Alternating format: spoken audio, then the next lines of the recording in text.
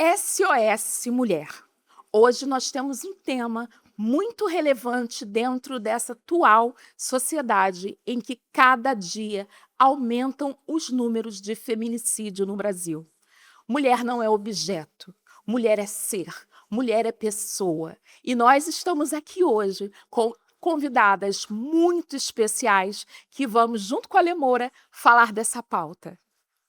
Então, hoje nós vamos apresentar aqui duas feras, gente. Vocês não estão entendendo, hein? O papo hoje aqui vai ser bom nesse SOS, hein? Você vai saber muita coisa hoje sobre a violência contra a mulher. Então, fica até o final, hein? Estamos aqui hoje com a doutora Camila Ribeiro.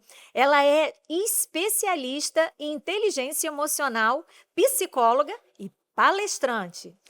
Do outro lado, uma segunda maravilhosa, a nossa querida Priscila Furlan, bacharelado em Direito e presidente do Clube das Empresárias do Rio de Janeiro. Então, vamos começar as perguntas, meninas?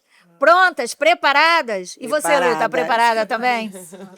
Esse tema é tão importante que abrange assim todo um país, né?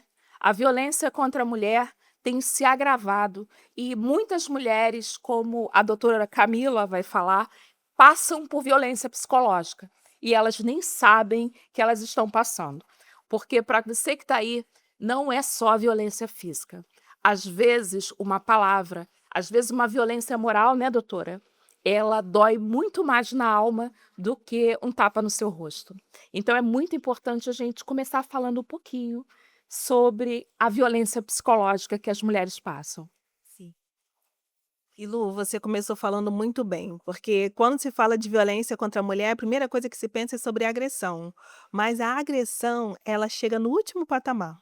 É aquilo que já é visível. Para essa mulher se sujeitar a uma agressão, ela já passou pela violência psicológica, ela já perdeu a autoestima, já é uma mulher totalmente vulnerável, insegura, presa naquela relação. Então, quando o companheiro chega a agredir, ela já não tem mais nada. Por isso que muitas acabam voltando para a relação, mesmo depois de um término, mesmo depois de uma denúncia, ela acaba se arrependendo e volta porque ela já está totalmente aprisionada nessa relação. Então, se talvez você esteja percebendo isso, falando: "O que que seria essa violência psicológica?", nós vamos falar mais sobre isso. E esse tema foi escolhido até por conta da gente estar ouvindo muita coisa a respeito do feminicídio, né, muitas mulheres aí, sendo atacadas, sendo desrespeitadas, e é muito triste, né, porque eles acham que têm direito, à nossa vida, nosso corpo, e quando na verdade, a gente também permite, né. Muitas mulheres permitem, infelizmente, né, por algum problema emocional, né, então isso a gente vai estar falando aqui também, para você que vive nessa situação. E eu queria fazer uma pergunta para Priscila, para a doutora Priscila Furlan. Quais os direitos que toda mulher pode acessar em casos de violência? Olá, primeiramente, bom dia. Estou muito feliz com o convite. A Lemora vai ser um destaque como apresentadora. Estava aqui vendo nos bastidores. Parabéns, obrigada pelo convite. Me sinto honrada. Eu sou a doutora Priscila Forlan, presidente do Clube das Empresárias do Rio de Janeiro. Hoje eu estou aqui e vou falar com vocês sobre a violência doméstica, né? Como ela acontece, por que que ela acontece, quais são os direitos e garantias. Primeiramente, a garantia é a proteção do Estado. O Estado ele deve cumprir com a proteção juntamente com as mulheres que são agredidas, né? Então elas podem procurar a proteção do Estado, denunciar, ir até a delegacia mais próxima, né? Prestar a denúncia, que é super importante. Essa palavra denúncia tem que estar na nossa mentalidade, em todas as mulheres, né? E aqui hoje a gente tem uma equipe psicóloga, né? Nós temos essa bandeira do feminicídio, você sabe, Eli? Que hoje são 30 mulheres agredidas por hora. Por hora. Então, assim, é um tema muito relevante, de bastante importância.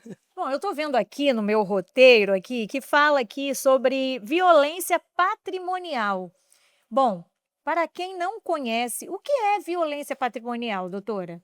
Violência patrimonial. Violência patrimonial, ela se dá quando o agressor, ele toma conta dos bens das mulheres, né? Cartões de crédito, financeiramente, ele se apossa dos bens das mulheres, né? Então, isso se caracteriza como violência patrimonial. Nós temos a moral, a psicológica, a patrimonial, né? E a violência em si, né? E é sobre isso, né, que a gente tem que passar.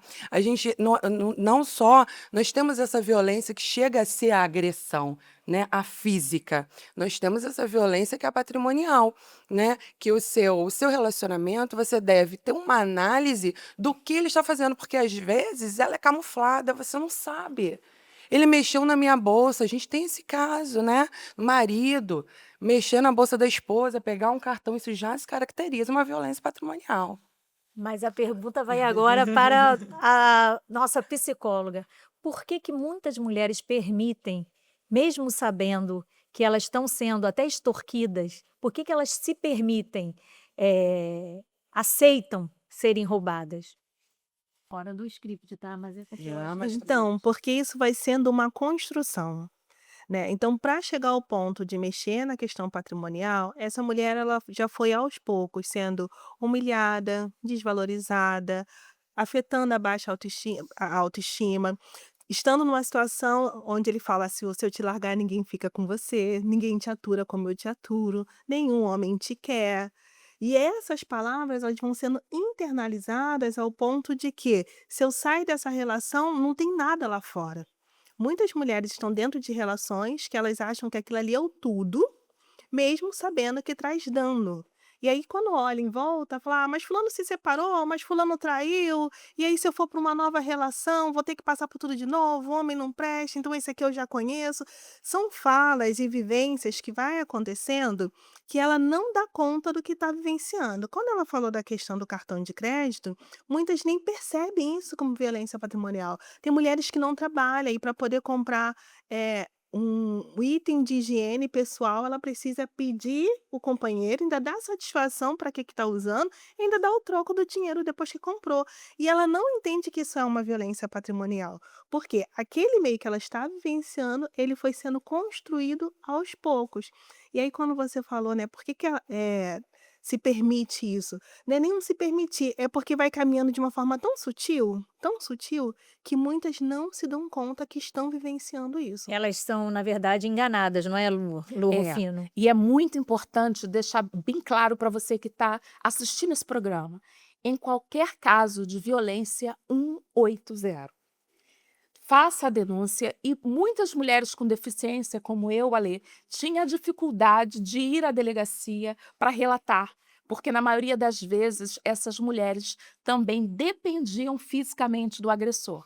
E hoje, no estado do Rio de Janeiro, tem um aplicativo de celular chamado Rede Mulher. E nesse aplicativo de celular você pode fazer a denúncia e até através dele já pedir uma medida protetiva.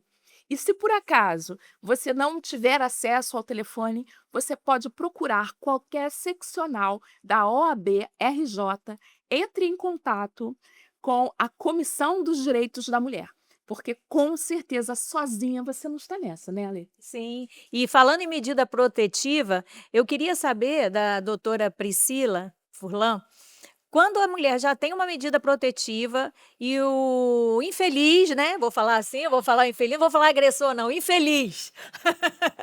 O infeliz vem e continua lá tentando, enchendo a paciência.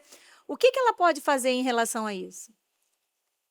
Então, é muito importante também aqui prestar esse esclarecimento para vocês previsto na legislação brasileira da gente. Caráter informativo hoje, aqui no programa da Alê. Então, a medida protetiva você solicita através da Lei Maria da Penha, que é a lei que está ao lado das mulheres, tá? Então, quando o agressor, né, descumpre essa medida, ele pode ser preso em flagrante, ele pode ter a prisão preventiva decretada por Cadeia! descumprimento. Com certeza. Esse infeliz! Então, é muito importante que vocês saibam disso. Então, descumprimento é crime de medida protetiva. Nós temos a legislação brasileira que tem total respaldo contra a violência, na mulher, a moral, a psicológica, tá? A patrimonial, então é super importante isso. E, doutora Camila, por que que algumas mulheres, mesmo se vendo em um relacionamento abusivo, ainda têm pena desse infeliz? Eu acho que a doutora Camila podia acrescentar a essa pergunta da Lê algumas frases que as mulheres agredidas sempre escutam, né? Sim, e aí acho que já até vai completar isso, né. Então por que que ela acaba não percebendo? Exatamente pelas frases. "Fiz isso porque você me irritou, você provocou isso, Olha eu isso. só te traí porque você fez aquilo outro". Então ela carrega sobre si uma culpa. E existe uma síndrome da salvadora também. Muitas mulheres entram em relações onde ela vê aquele agressor, e aí muitos têm lá seus traumas, suas questões, e ela se coloca no lugar da relação acreditando que vai salvar aquela relação e salvar aquela pessoa. Então, se eu deixo esse ser, o que vai ser dele sem mim? Doutora, fala um pouquinho daquele período da lua de mel que sempre acontece após uma agressão. Sim, sim. Então ela tem essa síndrome da salvadora, ela acredita que é responsável por ele, e aí quando ele vem com algum tipo de violência, né, tanto da agressão física, ou seja, agressão sexual, que é muito importante a gente falar aqui, ele faz isso e aí vem o arrependimento: "Me desculpa, eu nunca mais eu vou fazer isso, eu prometo, não me deixa, por favor, olha, eu vou mudar". Ela, com a síndrome da salvadora, ou carregando uma culpa, ela acredita que se ela sai da relação, agora a culpa é dela da relação não ter dado certo, não dele que fez a violência. Então ela acaba dando mais uma chance, é onde ele tem um príncipe. E aí esse homem é maravilhoso, no outro dia ele chega com flores, com promessa: "Eu vou mudar". E aí são 28 dias de violência, de humilhação, de palavras, e depois aí 2 dias, 3 dias do homem maravilhoso. E é aquele homem que ela sempre desejou. Então dentro dela ela fala assim: "Não, aí existe uma pessoa boa, olha como ele vai mudar, olha como ele é diferente". E aí ela se agarra naqueles poucos dias, que é da lua de mel, acreditando que esse homem vai mudar. E agora se eu deixo esse homem, o que que vai ser de mim? Então ela traz sobre si essa culpa, essa responsabilidade que ela precisa se olhar e entender: ninguém é salvador de ninguém, você precisa ser a sua salvadora. E você aí que está em casa, você vive essa violência? Você está vivendo nessa mesma situação que a doutora Camila descreveu? Como que a gente faz, doutora, e Lu Rufino também pode nos dizer, para que essa mulher ela saia dessa dependência emocional e bota esse infeliz para longe dela? Olha, é muito importante deixar claro para todas as mulheres: a culpa nunca é da vítima. Quando a mulher entende que aquela violência é um problema do agressor e não foi ocasionado por nada que ela fez, ela já começa a sair. E programas como esse, que a gente faz com tanto carinho para essas mulheres que estão assistindo, são muito importantes. Porque é principal, é muito importante que as mulheres precisem de autoestima. Porque uma mulher com autoestima formada, ela não aceita qualquer palavra, ela não aceita qualquer traição, ela não aceita qualquer coisa, porque ela não é qualquer uma. Então é muito importante que a mulher também, ela tenha a sua independência financeira. Porque na maioria das vezes, quando ele falar que ele vai te matar, eles estão matando. Quando o homem começar a violência, você tem que estar estabilizada financeiramente para pegar a sua bolsa e sair. Resolver essa situação no outro momento. Exatamente, exatamente. E aí você falou da questão financeira, existem mulheres que até têm condições financeiras, mas por estar presa emocionalmente, às vezes ela até sustenta a relação e ela não consegue sair. O que que eu dou de exemplo?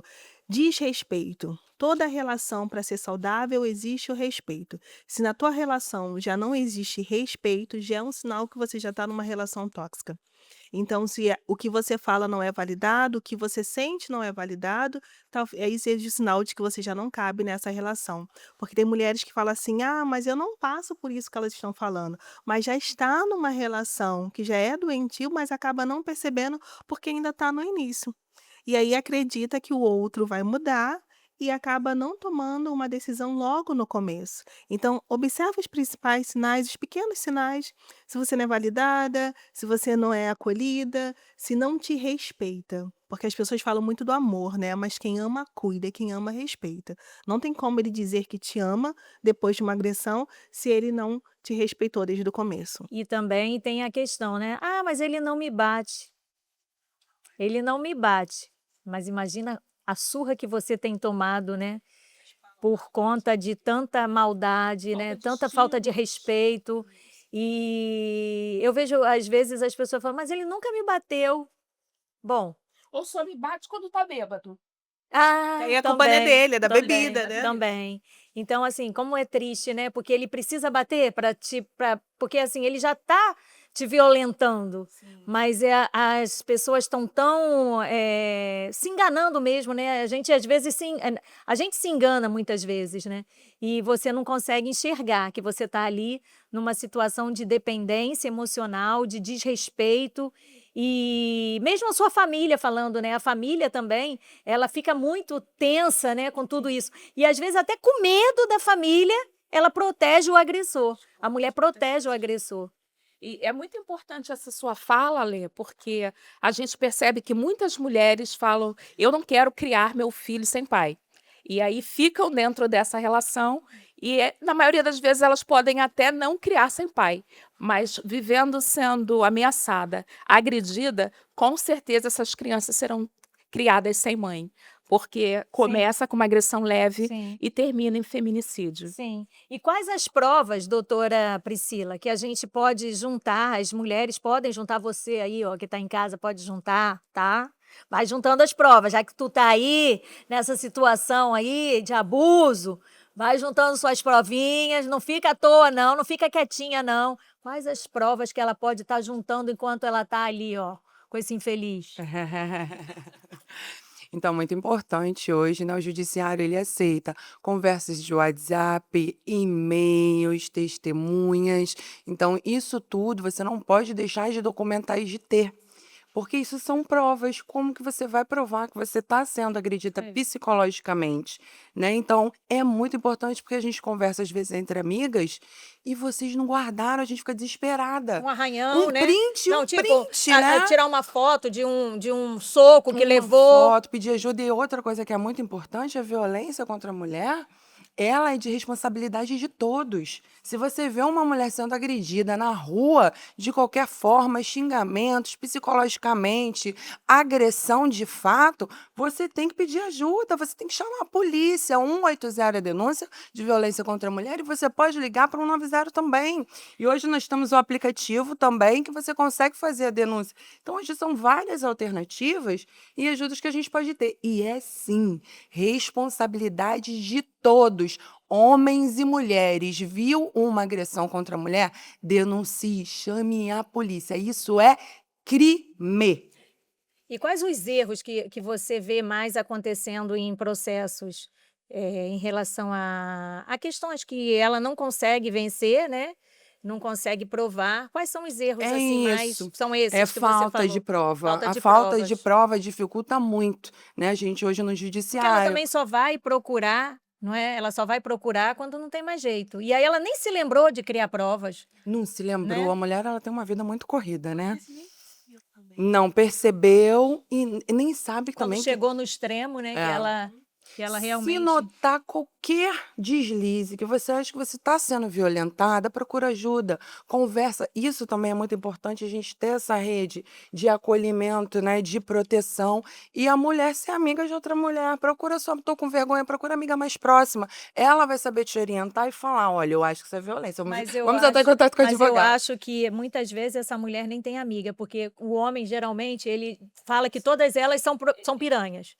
A mulher nenhuma presta, nenhuma amiga dela presta, ela vai querer levar ela para o mau caminho, está ensinando coisa errada, porque para ele é mais cômodo ele queimar essa amiga, porque aí ela cai na ignorância mesmo e nunca vai descobrir que ele é um filho da mãe. Ó, você sabe que eu tive um caso recentemente e essa mulher, ela estava em cárcere privado, completamente, trancada dentro de casa. E os vizinhos começaram a notar isso que eu falo, é responsabilidade de todos. Viu, a mulher não está saindo na rua, poxa, ela não está passando aqui. O que está acontecendo? Vamos lá atrás dela. Então, assim, acontece muito isso, né? E a gente não sabe, mas aí tem esses casos que a gente consegue perceber na sua rua, na sua vizinhança. Tem uma mulher deixando de passar, de viver, está acontecendo alguma coisa, bate na porta dela, corre atrás dela, por quê? O principal fato de que a gente não consegue criminalizar essa violência é por falta de denúncia. Então, não é só sua responsabilidade, é de todas. Todas nós devemos denunciar e prestar atenção uma nas outras. E é muito importante, doutora, deixar claro que antigamente, né, o direito de fazer a denúncia era personalíssimo. Só a própria mulher podia denunciar. Sim. E agora não é assim. Você pode denunciar por aquela mulher que não tem coragem. Você pode fazer a denúncia pela sua amiga, pela sua vizinha. Você pode ser responsável por salvar a vida de uma mulher. Interessante. Então, isso é verdade. muito importante que seja dito. E a doutora vai falar aqui, para a gente fechar, um pouquinho sobre esse comportamento de psicopatia. Porque esses crimes, na maioria das vezes, eles são premeditados.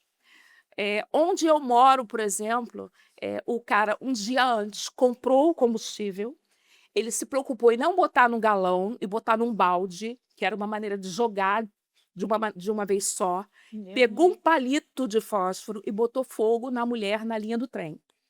E isso, numa noite anterior, ele já tinha feito essa premeditação.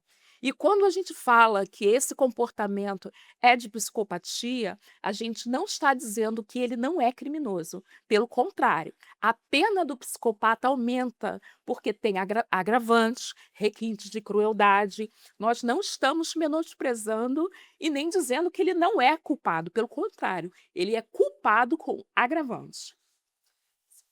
Você tocou num ponto muito importante, porque aí quando olha para a pessoa que tem um transtorno, tadinho, ele tem um transtorno. Então coloca ali na culpa do transtorno como se ele não fosse responsável pelos seus atos, né. Então essa pessoa que vai premeditar, primeiro ponto, um agressor, um abusador, ele olha para a pessoa como posse. Se ela é minha, ela não é de ninguém. E se ela é minha, eu tenho direito de fazer o que quiser, até tirar a vida dela, porque se ela não vai ficar comigo, ela não vai ficar com ninguém. Então vai ter aqueles que podem até agir de ato impulsivo, tá, não nem todos os abusadores são psicopatas, mas numa grande maioria tem um perfil de psicopatia ou de narcisista, numa grande maioria. Então, você vai observando os sinais. Quando ele chegou nesse caso que você falou, de chegar ao ponto de planejar tudo, ele já tinha tudo muito traçado. Ela é minha e hoje eu tenho o direito de acabar com a vida dela. E eu vou lá, compro combustível e faço o que quiser. E tem uns que até têm noção de que vai ser preso, mas eles não se importam por ser preso, que pelo menos ela não vai ser de ninguém. Eu já vi um relato de um que ele calculou tudo direitinho. Eu vou pegar tantos anos de cadeia, eu vou ter bom comportamento, eu vou ter um terço da pena, em tantos anos eu tô livre, mas essa vagabunda não é de ninguém. E essa foi a fala que ele disse. Então ele matou e ele se entregou, porque ele sabia que se ele se entregasse, ainda ia contribuir com a pena dele. Então você vê como foi tudo muito arquitetado. E aí, quando a gente vai falar do perfil psicopata, essa pessoa ela é encantadora, ela é maravilhosa no começo. E ela é encantadora para a família, para todo mundo. Como a vítima vai denunciar e falar: olha, meu marido faz isso e aquilo comigo dentro de casa, se ele é o boa praça, se ele é o queridão da família, ele é o tio maravilhoso, ele só mostra a face dele para quem ele realmente quer mostrar. Então, para a sociedade, às vezes fica até difícil, porque quando essa mulher chega a denunciar, ele fala assim: poxa, mas o fulano é uma pessoa tão querida, tão maravilhosa, você vai jogar fora 20 anos de casamento? Olha o que ele fez por você. E aí é onde a vítima se fecha mais uma vez e acaba convivendo mais um tempo com essa pessoa. E quando fala assim, né? Ruim com ele, pior sem ele, né? Gente, é coisa Exatamente. triste isso. Eu odeio essa frase. É ruim com ele, melhor sem ele. E muitas têm isso Isso aí, então vamos internalizado. repetir. Ruim com ele, melhor sem ele. Fica a dica.